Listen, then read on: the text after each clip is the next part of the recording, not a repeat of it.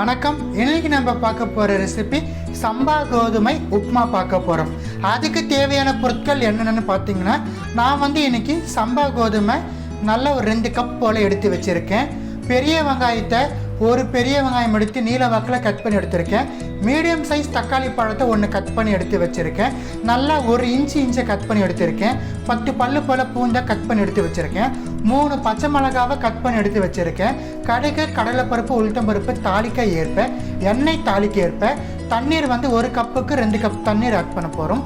உப்பு தேவைக்கேற்ப. வாங்க நம்ம இப்போ ப்ராசஸ் பார்க்கலாம். அகலமான பாத்திரம் எடுத்து வச்சுருக்கேன். நல்லா ஹீட் ஆகிடுச்சு.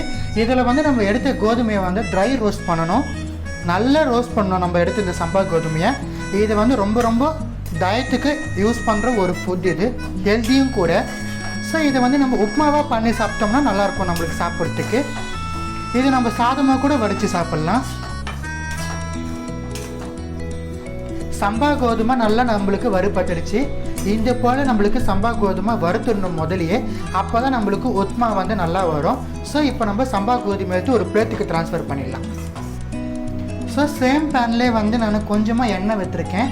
நான் இன்றைக்கி நல்ல எண்ணெய் சேர்த்துருக்கேன். நல்ல எண்ணெயில் பண்ணால் இன்னமும் ஹெல்த்தி நம்மளுக்கு இந்த சம்பா கோதுமை. ஸோ நல்ல எண்ணெய் நல்லா ஹீட் அடித்து நம்ம கடுகு தாளிப்பு சேர்த்துடலாம். கடலைப்பருப்பு, உளுத்தம்பருப்பு இது நல்லா ஃப்ரை ஆகட்டும். நம்மளுக்கு பச்சை மிளகாய்,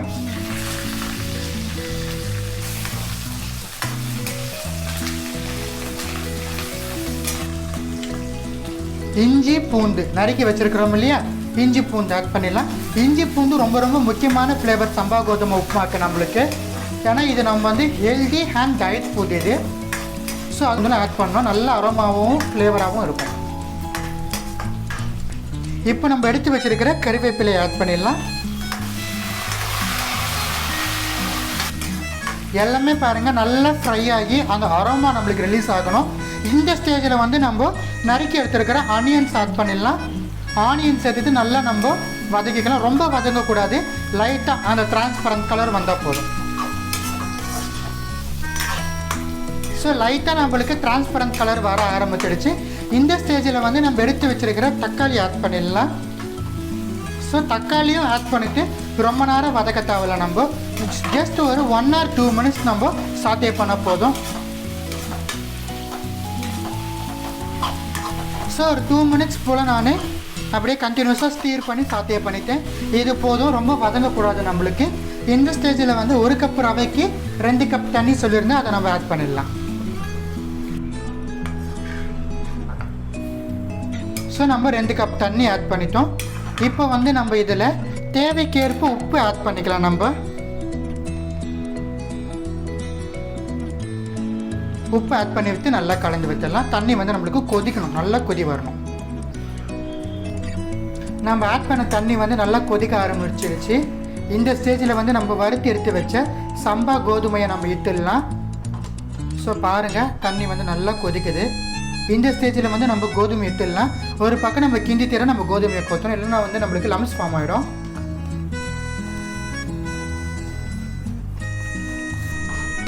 மொத்த ரவையுமே நம்ம சேர்த்தாச்சு பாருங்கள்.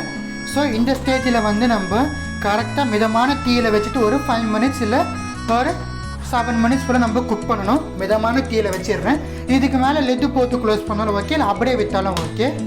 ஸோ ஒரு 7 minutes போல் ஆகும் நம்மளுக்கு குக் ஆகிறதுக்கு. கரெக்டான மெஷரில் தண்ணி ஆட் பண்ணாலும் நம்மளுக்கு கரெக்டாக வரும். இல்லைனா நம்மளுக்கு கோதுமை வேகாது. 1 கப்புக்கு 2 கப் தண்ணி விட்டாலும் நம்மளுக்கு கோதுமை வேகும். பாருங்கள், ஒரு 7 minutes ஃபுல் நான் குக் பண்ணியிருக்கேன். எப்படி வந்திருக்குன்னு பார்க்கலாம். நம்ம ஆட் பண்ண தண்ணீர் எல்லாமே நல்லா வத்திடுச்சு. பாருங்கள், நல்ல பூ போல் இது போல் உதிரணும். நம்மளுக்கு சம்பா கோதுமை நல்லா இது போல் உதுட்டு இருக்கணும் நம்மளுக்கு. அப்புறம் உப்புமா சாப்பிட ருசியாக இருக்கும். ஸோ இது நம்மளுக்கு தயாராகிடுச்சு. நம்ம அடுப்பு அணைச்சிடலாம். ரொம்ப கலக்கலாக சுவையான மற்றும் ஒரு ஹெல்த்தியான ஒரு பிரேக்ஃபாஸ்ட் இல்லைனா டின்னருக்கு நம்ம யூஸ் பண்ணக்கூடிய சம்பா கோதுமை உப்புமா உங்களுக்காக வேண்டி நான் இன்றைக்கி செஞ்சு காமிச்சிருக்கேன்.